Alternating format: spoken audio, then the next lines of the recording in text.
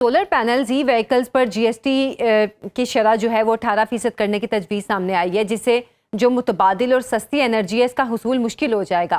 क्या पाकिस्तान में महंगी एनर्जी की वजह IMF शराइत हैं या फिर टैक्स कलेक्शन अमले की, इसको हम नाअहली कहें, जो टैक्स नेट बढ़ा तो लेता है लेकिन पब्लिक डिमांड पर टैक्स छूट कायम रहती है? मैं हमेशा समझाने की कोशिश करता हूँ कि ये जो IMF की एंगेजमेंट है, ये जो डेवलपिंग वर्ल्ड है, ये इसको इस तरह समझता है कि ये कोई IMF का प्रोग्राम है और कंट्री अथॉरिटी को दे दिया गया है और उन्होंने उसको मनोवन फॉलो करना है। ये एक पाकिस्तान का प्रोग्राम है, इसकी ओनरशिप लीजिए, इसको डिजाइन कर कीजिए। पाकिस्तान का मसला IMF एंगेजमेंट नहीं है। पाकिस्तान का मसला यह है कि पाकिस्तान को खुद ये प्रोग्राम डिजाइन करना है। मेमोरेंडम ऑफ पॉलिसीज जो उनके साथ तय होता है उसका खुद जिस तरह कहीं इजरा करना है, उसको तख्लीक करना है, उसको मॉडल करना है। योर प्रॉब्लम इज कि आप वो कर नहीं पा रहे, तो आप समझते हैं कि एक सख्त शरायत पर मबनी IMF आपसे डील कर रहा है। This is number one. और ये पाकिस्तान स्पेसिफिक नहीं है। मैं जितने ममालिक जो डेवलपिंग ममालिक हैं उनसे बात करता हूं तो मैं यही फीलिंग लेता हूं। पाकिस्तान अथॉरिटीज को भी इस वक्त एक प्रोग्राम डिजाइन करना चाहिए और ये समझना चाहिए कि वो क्यों कह रहे हैं कि GST को बढ़ा दें। मैं इसको भी समझाता हूं। इसलिए वो कहते हैं कि GST में जो मराहत आपने जगह जगह पे दी हुई हैं, ये एक डिस्टॉर्शन क्रिएट करती हैं, यानी कि ये एक तकनीक करती हैं जो आप कर नहीं सकते। आप उनको ये समझाइए कि अगर हम ब्रॉड बेस करते हैं, मैंने एक आर्टिकल लिखा है जो परसों इंशाल्लाह एक लीडिंग न्यूज़पेपर कैरी करेगा, जिसमें मैंने ये चीज समझाई है कि GST के निजाम को ब्रॉड बेस करना और प्रोविंसेस से उसको जिसे कहते हैं हम आहंग करना, उसके बाद आप ये GST के 18% रेट को कदरे कम करें। ये 15% था जब शुरू किया गया, इसको तो नीचे और ले आना चाहिए और ब्रॉड बेस कर देना चाहिए। This is the real discussion that country authorities in Pakistan need to have with the IMF। बिल्कुल। पाकिस्तान का ये बजट बहुत ही अहमियत का हामिल है और जब तक पाकिस्तान खुद इस बजट को इस तरह तख्लीक नहीं करेगा कि मैन्युफैक्चरिंग पे, पर्सनल इनकम टैक्स पे, विदहोल्डिंग, प्रिजम्पटिव, टर्नओवर टैक्सेस से निकलेगा नहीं, सुपर टैक्स से निकलेगा नहीं, पाकिस्तान का जो इस वक्त निजाम इन्वेस्टमेंट को रोके हुए है इसको तब्दील नहीं कर पाएगा। It is truly truly important for Pakistan to get this budget right. और ये मैं इसलिए कहता हूं कि एक साल बाद जब हम अक्टूबर 2027 में खड़े होंगे तो IMF एंगेजमेंट खत्म हो रही होगी। तब तक के लिए हमें इस निजाम की जो स्ट्रक्चर्स की इस्तेलाह जितनी भी जिसे कहेंगे इस्लाह है उसको कर लेनी चाहिए।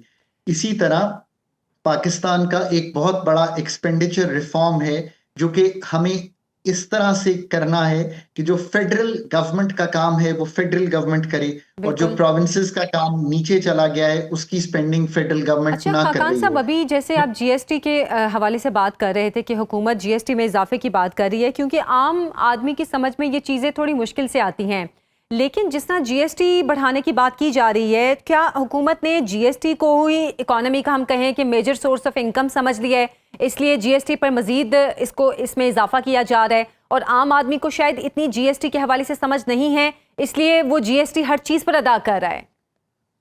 GST या पेट्रोलियम लेवीज ये वो आसान टैक्सेस हैं कि आप साबुन खरीदने गई या आपने गाड़ी में पेट्रोल डलवाया या एक मोटर बाइक में पेट्रोल डाला, तो या एक लैंड क्रूजर में पेट्रोल डाला, तो या एक आपने साबुन के अलावा जितनी भी घर की अशिया खरीदी, आपने बच्चों का दूध खरीदा, बच्चों के पैम्पर खरीदे, तो आपने 18% दे दिया।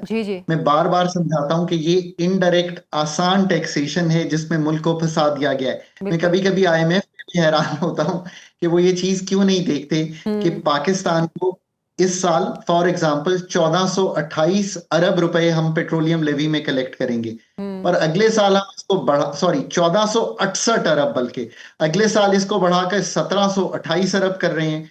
हमें इन चीजों से निकल जाना चाहिए। पेट्रोलियम लेवी अब 1% और GDP से भी ज्यादा हो गई है।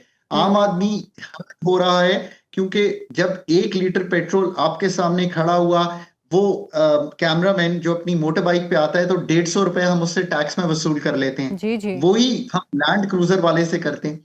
मसावी टैक्सेशन का निजाम जिसमें एग्रीकल्चर वाला, retailer, wholesaler, capital gains on property, land value taxation, बहुत सा काम होने वाला है। मैं यानी हमेशा कहता हूँ अपर क्लास और जो लोअर क्लास है वो सेम टैक्स अदा कर रहे हैं।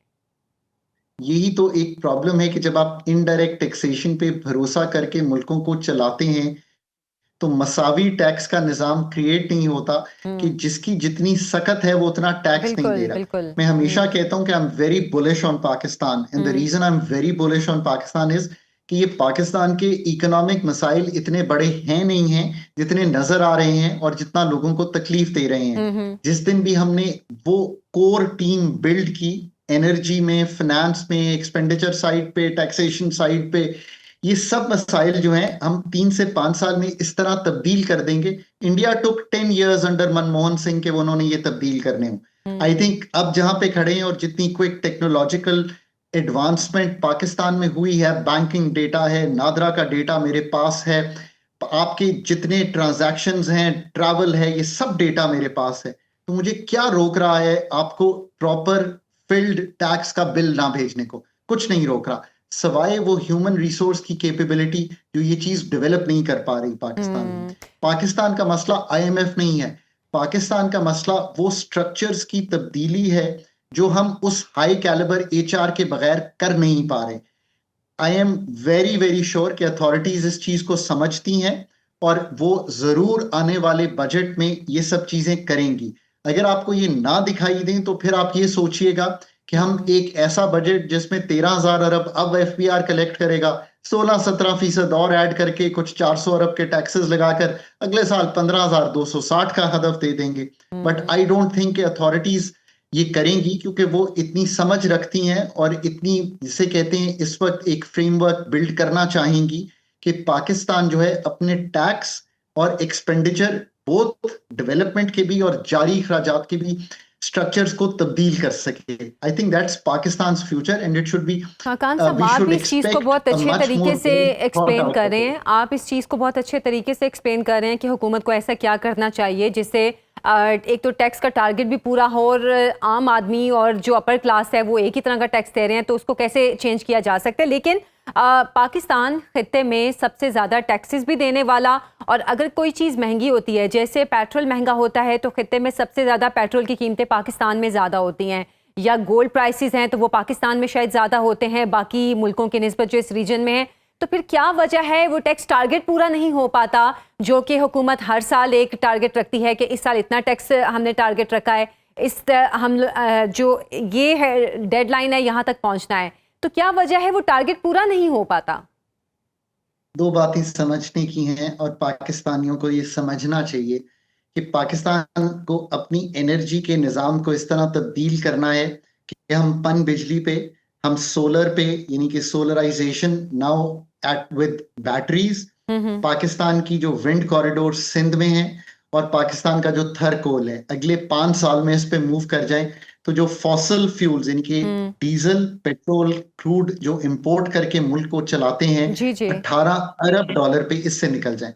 टैक्स के निजाम में agriculture income tax, land value tax, retailer और होलसेलर का टैक्स और कैपिटल गेन्स ऑन प्रॉपर्टी, और जो टैक्स कैप्स हैं, यानी कि जो टैक्स का निफाज हुआ है और उसमें कंप्लाइंस नहीं होती, उसको जो सिस्टम्स मैंने पहले गुजारिश की, जिसे कहते हैं कि हम टैग करें अपने डिफरेंट डेटा सेट्स को और उनकी माइनिंग करें। ये स्टेट कैपेबिलिटी का इशू है। पाकिस्तान का असल मसला, मैं बार बार कहता हूं, एक जिसे कहेंगे ना करप्शन, एक सेकेंडरी मसाइल हैं इन मुल्कों के। असल मुल्क का मसला वो है कि क्या हम इतनी कॉम्पिटेंट स्ट्रक्चर्स और कॉम्पिटेंट लोग उन जगहों पे रखते हैं जो ये सब काम कर सकें। पाकिस्तान की इकोनॉमी को तब्दील करना एक 5 साला मंसूबा है, पर वो तब होगा जब हम ये सब चीजें लोकल डॉक्टर से बिलीव करेंगे कि हम ये सर्जरी हर एरिया में कराएं। एनर्जी, ब्रॉडनिंग ऑफ टैक्सेशन और टैक्सेशन को आसान बनाना और टैक्सेशन के रेट्स को नीचे लाना और अपने एक्सपेंडिचर सेटअप्स को ठीक करना। हुकूमत के पास तो खाकान साहब लोकल क्या इंपोर्टेड डॉक्टर भी हैं, तो फिर ये सर्जरीज क्यों नहीं हो पा रही? क्योंकि आपको ये बिलीव करना चाहिए कि जिस मुल्क ने दुनिया में तरक्की की है, मैं अभी ली क्वान यू की किताब पढ़ रहा था कि वो प्रॉस्पेरिटी पे कैसे लाए। उन्होंने नेशनल इंस्टीट्यूशंस, अपनी ब्यूरोक्रेसी को अच्छा पे किया और मोस्ट कॉम्पिटेंट लोग जमा किए। हमने आज भी अपने सेटअप्स में एक जनरलिस्ट सेटअप में हम एक प्रोफेशनल अदारे चलाने की कोशिश कर रहे हैं और थिंकिंग को आउटसोर्स कर रहे हैं, जैसे आपने सही फरमाया, to stakeholders outside Pakistan. This thought process has to go. Pakistan को उभरना है इस तरह से कि जो कॉम्पिटेंट लोग लोकली अवेलेबल हैं उनको प्लेस करना है उन अदारों में, चाहे वो एग्री यूनिवर्सिटी ही क्यों ना हो, ताकि पैदावारी सलाहियत को बेहतर करें, चाहे वो पाकिस्तान एग्रीकल्चर रिसर्च काउंसिल ही क्यों ना हो, ताकि वो जी बदल जी सकें उस पैदावारी निज़ाम को जिसमें हमारी पैदावारी सलाहियत बहुत कमज़ोर है। ये हैं वो असल चीज़ें। हमने अपने जो लार्जर सेटअप्स ऑफ एक्सपेंडिचर हैं उनको बहुत तब्दील करना है, ताकि जो काम वफाक के करने का नहीं है वो वफाक ना करे, जो बिल्कुल। प्रोविंसेस में डिवॉल्व हो गया वो प्रोविंसेस करें, और फिर जो चीज़ नीचे डिस्ट्रिक्ट और लोकल गवर्नमेंट्स तक आनी है वो वहां तक जाए। अगर आप ये सारे काम अगले 5 साल में करेंगे, this country will start looking so different कि लोग शायद बिलीव नहीं कर पाएंगे। जो इंडिया ने 10-15 साल में सफर किया था प्राइवेटाइजेशन का, लिबरलाइजेशन का, डीरेगुलेशन का, वो पाकिस्तान 5 साल में पूरा कर सकता है। अच्छा। Pakistan is poised to grow very well, but growth के स्ट्रक्चर को पुट इन करना ये तो हमारा ही काम है। आई एम श्योर कि अथॉरिटीज इस चीज को बहुत बखूबी समझती हैं और जरूर लोकल डॉक्टर से अगले 2 से 3 साल में ये सर्जरीज करवा लेंगी।